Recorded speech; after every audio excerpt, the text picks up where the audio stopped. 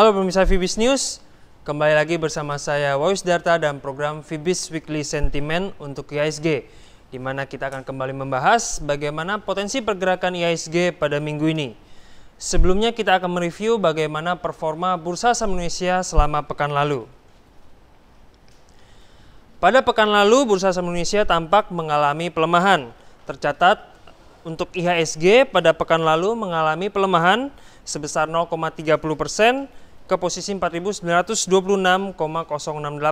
Sedangkan untuk indeks saham-saham blue chips atau indeks LQ45 juga tercatat melemah sebesar 0,74%. Sedangkan secara sektoral, performa sektor pada minggu lalu tampak cukup mix, di mana untuk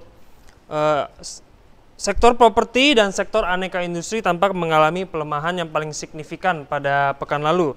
Sedangkan untuk indeks pertambangan dan indeks barang konsumsi justru mengalami penguatan yang cukup signifikan. Selanjutnya kita akan melihat faktor fundamental apa saja yang berpotensi mempengaruhi pergerakan IHSG pada minggu ini.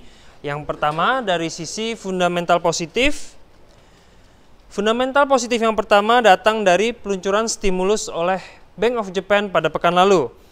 Gubernur BOJ yang baru yakni Haruhiko Kuroda pernah menyampaikan bahwa ia akan melakukan segala cara untuk mengakhiri deflasi di Jepang, di mana pada minggu lalu ia menyampaikan rencana program pembelian asetnya atau obligasi sebesar 7,3 miliar US dollar atau 7 triliun yen per bulan tanpa batas waktu. Sedangkan untuk sentimen positif yang kedua datang dari dalam negeri, di mana kinerja keuangan tahun 2012 dari para emiten BI yang telah merilis laporan keuangannya selama beberapa pekan yang lalu menunjukkan hasil yang cukup positif.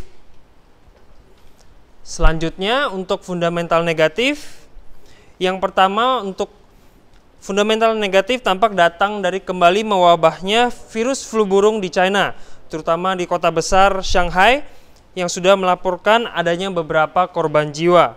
Lalu sentimen negatif yang kedua datang dari kembali memanasnya konflik di semenanjung Korea. Pada pekan lalu, Korea Utara mengancam akan menyerang Amerika Serikat dan Korea Selatan. Menurut kabar terkini, pemerintah Korea Selatan menyampaikan bahwa ada kemungkinan Korea Utara untuk melaksanakan uji coba nuklir dan tes peluncuran roket sekaligus pada minggu ini. Lalu sentimen negatif yang terakhir lebih kepada faktor psikologis, di mana profit taking memang marak dilakukan oleh para investor, di mana IHSG saat ini memang sudah mendekati level psikologis di 5.000. Lalu selanjutnya beberapa event dan data penting yang perlu diperhatikan pada minggu ini antara lain, yang pertama adalah Monetary Policy Meeting Minutes dari Bank of Japan pada hari Selasa, lalu trade balance dari China yang akan dirilis, lalu pada hari Kamis juga perlu diperhatikan FOMC Meeting Minutes dari Amerika Serikat serta klaim pengangguran Amerika Serikat. Lalu pada hari Jumat akan dirilis data dari Amerika Serikat berupa core retail sales dan retail sales dan preliminary UOM consumer sentiment. Selanjutnya untuk melihat lebih jelas bagaimana pergerakan IHSG, mari kita lihat chart berikut ini. Dapat dilihat bahwa saat ini IHSG secara umum masih berada dalam tren yang bullish.